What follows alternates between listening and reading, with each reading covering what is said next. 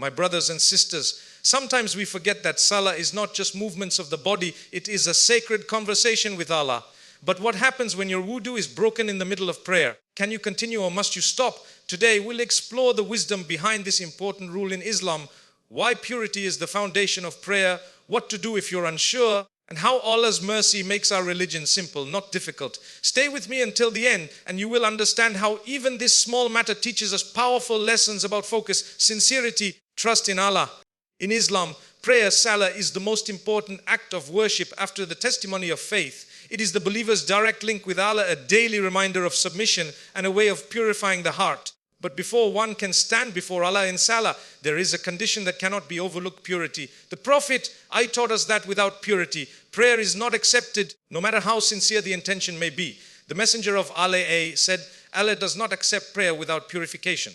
It's a Muslim. This simple yet powerful statement emphasizes that wudu, ablution, is not just a ritual wash. It is the foundation of Salah itself. Just as a house cannot stand without a solid base, prayer cannot stand without purification. Purity in Islam is both external and internal. External purity refers to physical cleanliness, washing the face, arms, wiping the head, and washing the feet in wudu. It also includes cleanliness of clothes, body, and the place of prayer. Internal purity, however, is about the state of the heart, sincerity, humility, freedom from arrogance or showing off. When these two forms of purity come together, a believer stands before Allah in the best possible state. Passing wind is one of the natural human functions that nullifies wudu. Some might ask, why would such a natural act affect my prayer? The wisdom is profound. Islam trains us to approach Allah with respect, mindfulness, and awareness of our physical and spiritual condition. Just as we would not approach an important meeting in an unclean state, how much more so should we ensure purity before standing before the Lord of the worlds? The companions of the Prophet understood this deeply.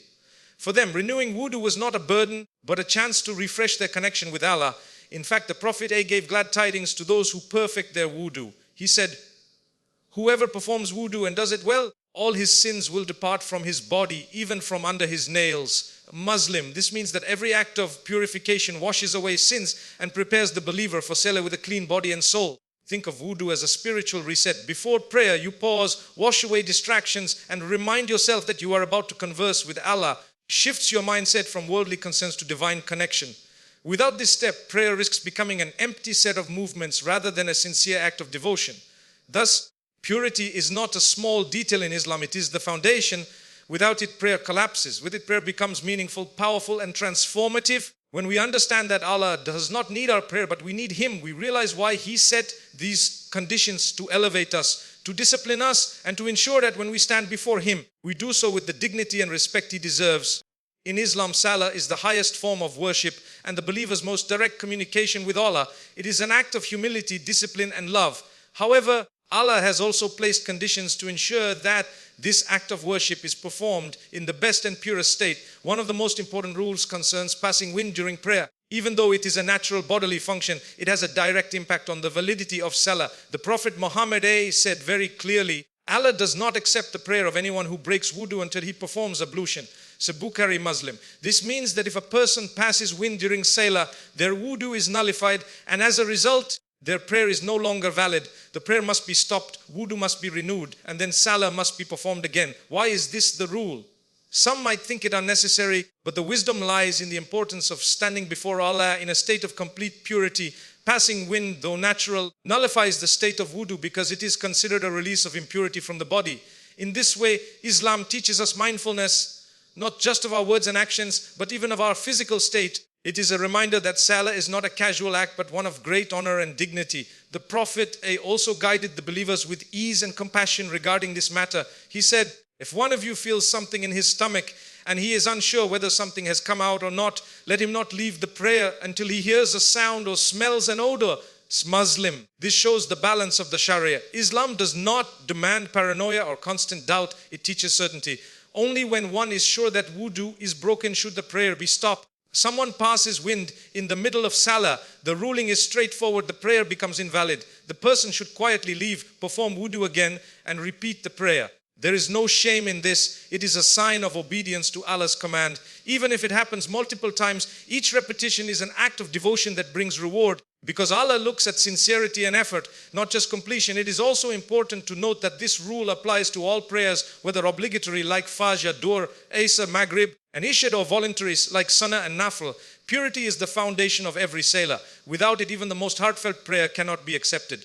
In essence, the rule of passing wind during Salah is not a punishment or hardship, it is a reminder. A reminder that worship is sacred, that purity matters, and that standing before Allah requires preparation of both body and soul. It teaches discipline, humility, and respect for the act of prayer. The believer who takes this seriously understands that Salah is not just a ritual, it is an audience with the King of Kings.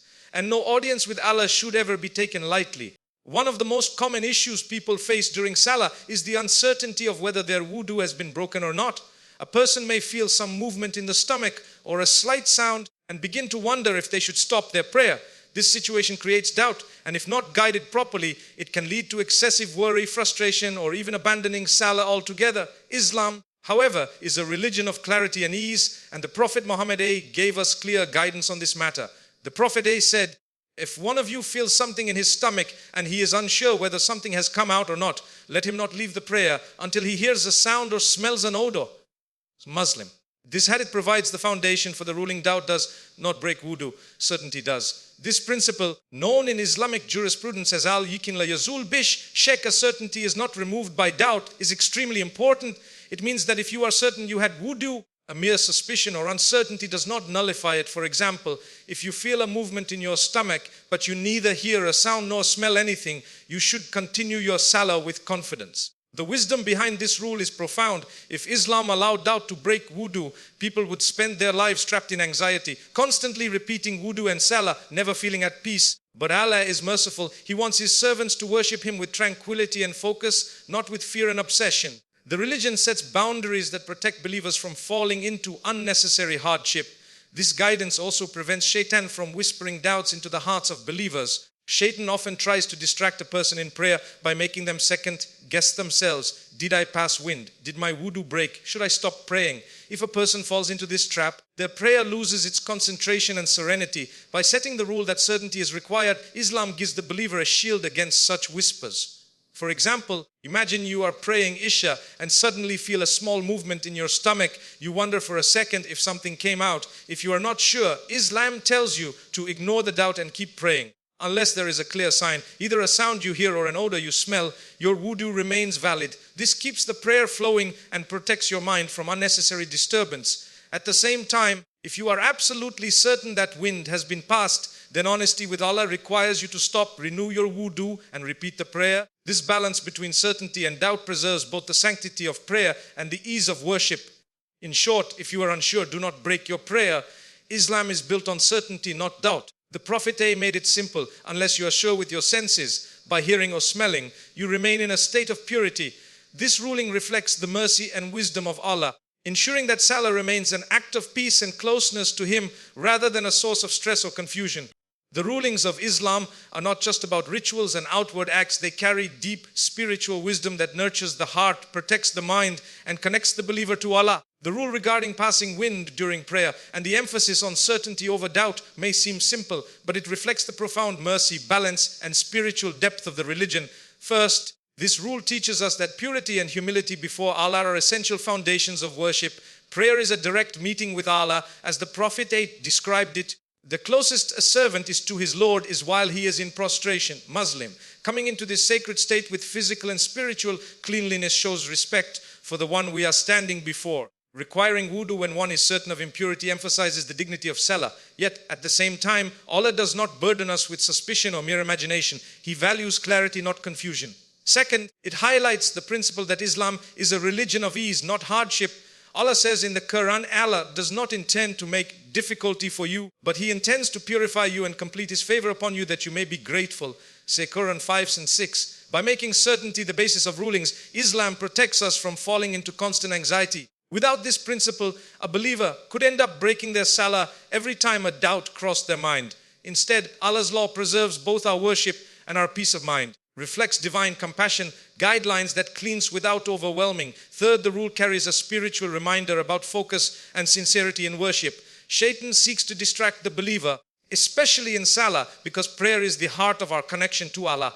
The Prophet warned that Shaytan whispers to a worshipper, creating doubts about purity and validity. The guidance to ignore uncertainty unless it becomes absolutely clear teaches us to silence these whispers. In doing so, we are not just protecting our wudu, but also guarding our kasht, concentration and humility in Salah. The wisdom is to trust Allah's mercy rather than being consumed by baseless fears. Fourth, this rule reflects the broader spiritual principle that certainty outweighs doubt in all matters of life. It shapes the believer's mindset beyond prayer.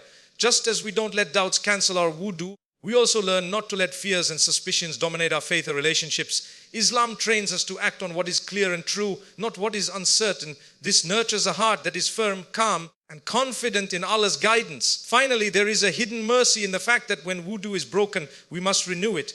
Though some may see this as an inconvenience, spiritually it is an opportunity. Every time a believer makes wudu, sins are washed away. The Prophet said, when a Muslim or a believer washes his face in wudu, every sin he contemplated with his eyes is washed away with the water. When he washes his hands, every sin they committed is washed away. When he washes his feet, every sin they walked toward is washed away. Muslim. Thus, even when the prayer is interrupted, the renewal of wudu becomes a chance for forgiveness and greater closeness to Allah. In conclusion, the wisdom behind this rule lies not only in maintaining purity, but also in shaping the believer's inner tranquility, resilience against doubt, and deeper connection with Allah. It is a reminder that every ruling in Islam has a balance safeguarding both the outward act of worship and the inner peace of the heart.